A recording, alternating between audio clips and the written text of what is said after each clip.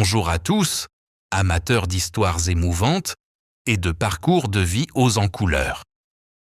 Bienvenue dans la vidéo d'aujourd'hui, où nous explorerons la vie de Julien Clerc, icône de la musique française, qui a conquis le cœur de millions de spectateurs, avec sa voix puissante et émouvante, et ses chansons immortelles, telles que La Cavalerie, Ma préférence ou Fais-moi une place. Des débuts passionnés de sa carrière dans les années 1960. Au moment douloureux et glorieux, Julien a écrit une histoire incroyable de talent, de persévérance et de profonde douleur.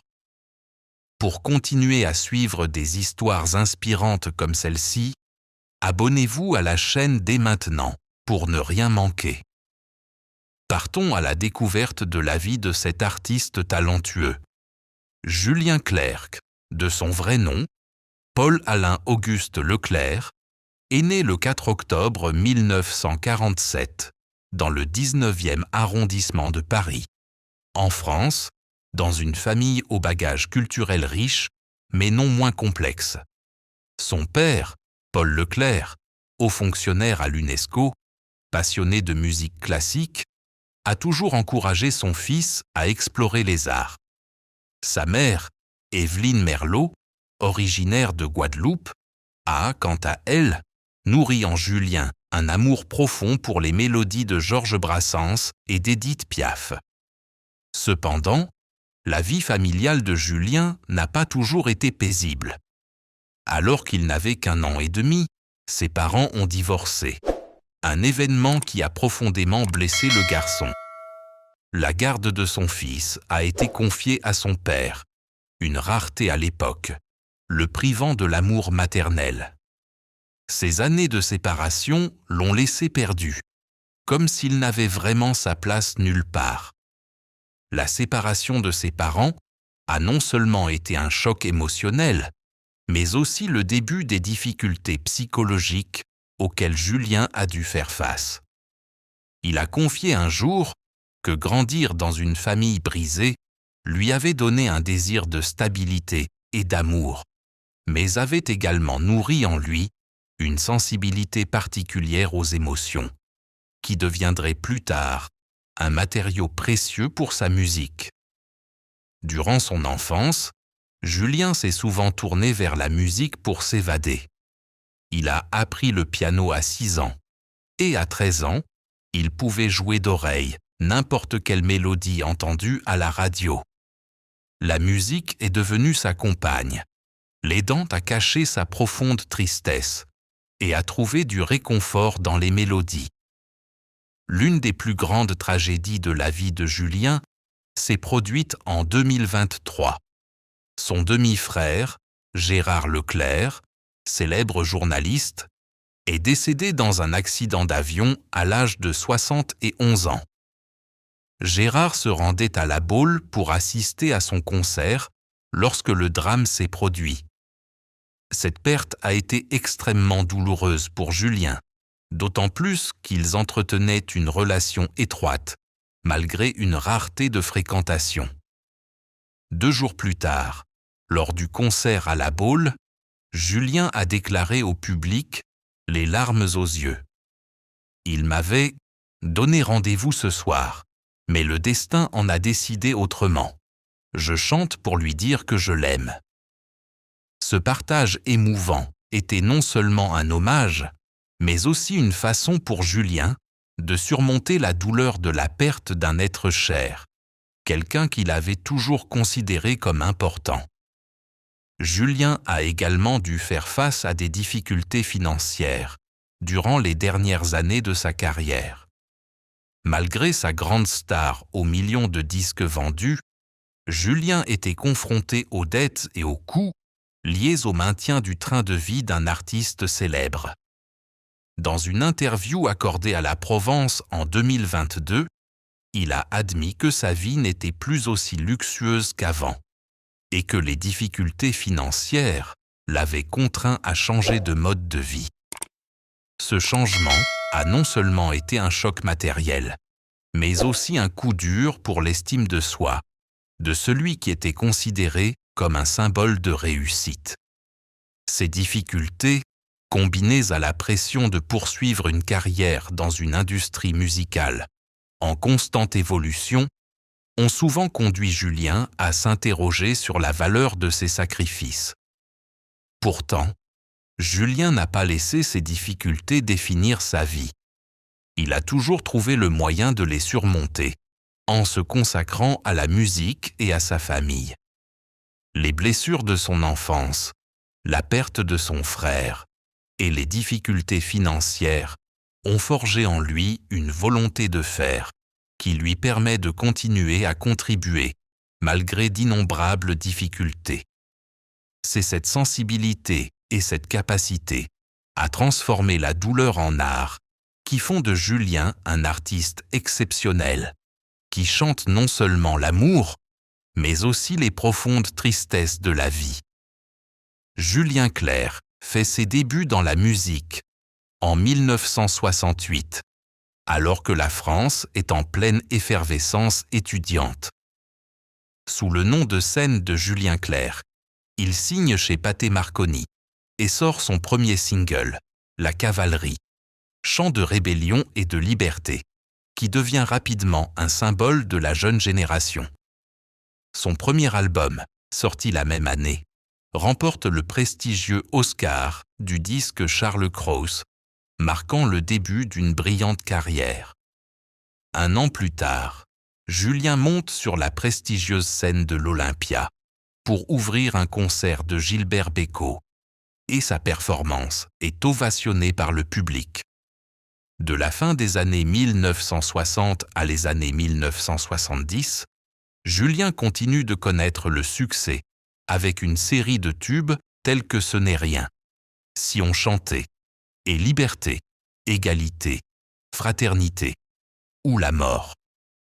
L'alliance de sa voix planante et vibrato et des paroles poétiques de son collaborateur de longue date, Étienne Roda-Gil, crée un style unique, à la fois romantique et contemporain.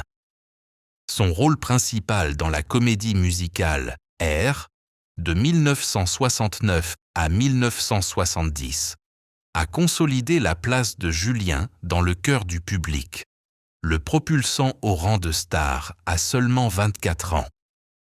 En 1974, il avait déjà été récompensé par 5 disques d'or pour ses impressionnantes ventes d'albums, un exploit rare dans l'industrie musicale française de l'époque.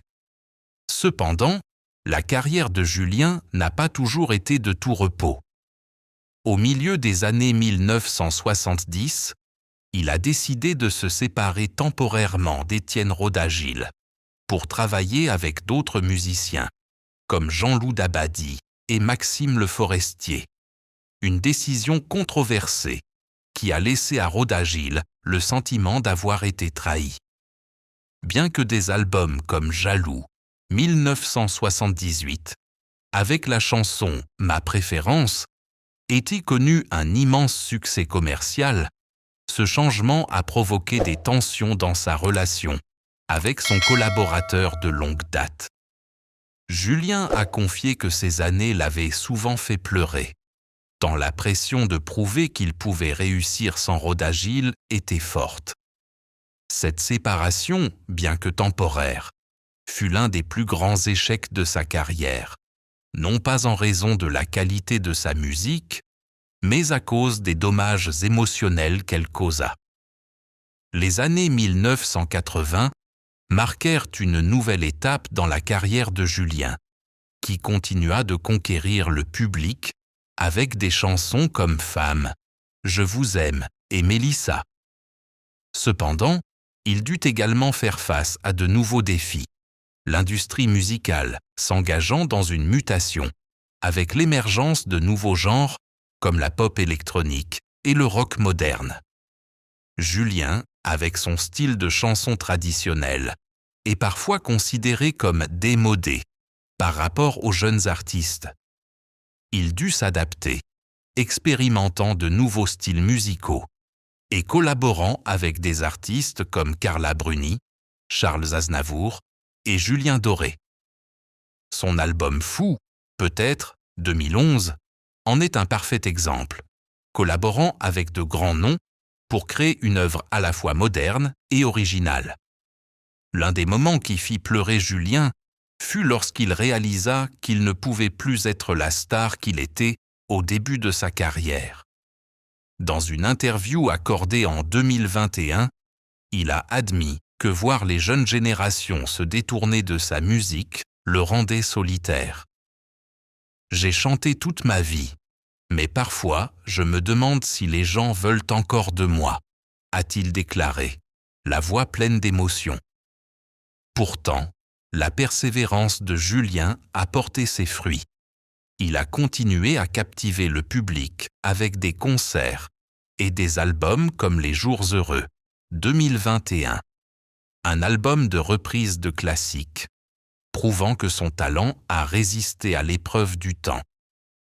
Julien Clerc a connu plusieurs relations marquantes, et ses mariages ont toujours été au centre de l'attention du public. Il a épousé en premières noces Virginie Coupéry-Eiffel, cavalière professionnelle et descendante de Gustave Eiffel, le concepteur de la tour Eiffel, en 1985. Le mariage a duré près de 2 décennies et a donné naissance à 2 enfants, Vanille, né en 1988, et Barnabé, né en 1997. Cependant, en 2002, Julien et Virginie décident de divorcer, un événement qu'il décrit comme une décision difficile, mais nécessaire pour que chacun puisse trouver son propre bonheur. Dans une rare interview, Julien a révélé que son mariage avec Virginie avait été confronté à de nombreuses difficultés, notamment lorsqu'il a découvert que Virginie souffrait d'une maladie rare liée au système immunitaire au cours des dernières années de leur mariage. Cette maladie, que Julien n'a pas nommée, a nécessité de nombreux traitements douloureux pour Virginie et a fragilisé sa santé. Julien a un jour confié avoir beaucoup pleuré, en voyant sa femme bien-aimée souffrir physiquement et mentalement. « Je me sentais impuissant face à la souffrance que je ressentais à être à ses côtés », a-t-il confié lors d'une interview accordée à RFM en 2021. La maladie de Virginie a non seulement affecté sa santé, mais a également créé des tensions dans leur couple, contribuant à la décision de divorcer. Après son premier mariage, Julien a rencontré Hélène Grémillon, une talentueuse écrivaine de 30 ans sa cadette. Ils se sont rencontrés en 2004 dans l'émission de Thierry Ardisson et sont rapidement tombés amoureux. Julien et Hélène se sont mariés en 2012 et ont eu un fils, Léonard. Julien décrit Hélène comme « une bouffée d'air frais dans ma vie », qui l'a aidé à trouver joie et inspiration dans son travail.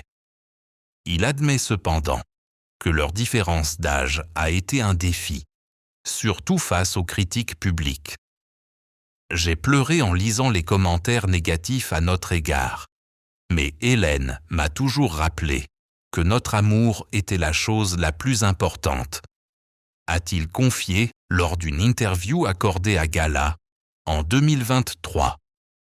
La maladie de Virginie et les difficultés de son second mariage ont laissé de profondes cicatrices émotionnelles à Julien.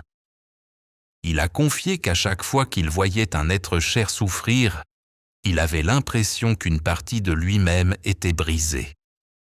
Pourtant, ce sont ces expériences qui l'ont aidé à grandir, non seulement en tant que mari, mais aussi en tant que père et artiste, transformant ses souffrances en chansons pleines d'émotions. La relation de Julien Clerc avec Hélène Grémillon est une histoire à la fois romantique et difficile, reflétant les recoins cachés de la vie conjugale d'une star célèbre. Lorsqu'il a rencontré Hélène en 2004, Julien traversait une période difficile de sa vie, venant de divorcer de Virginie et confrontée à des pressions professionnelles. Hélène, avec son intelligence et sa sensibilité d'écrivaine, est devenue une grande source de motivation pour aider Julien à surmonter cette période difficile. Ils se sont mariés en 2012 à Paris, et la naissance de leur fils Léonard a apporté à Julien une joie nouvelle, comme s'il revivait sa jeunesse. Cependant, leur mariage n'était pas sans ombre. La différence d'âge entre Julien et Hélène a suscité la controverse, certains suggérant que cette différence rendrait leur relation difficile à maintenir. Hélène a un jour confié au Figaro avoir été blessée d'être perçue comme une jeune femme en quête de gloire, aux côtés d'une grande star. « J'aime Julien pour ce qu'il est, pas pour son aura », a-t-elle déclaré.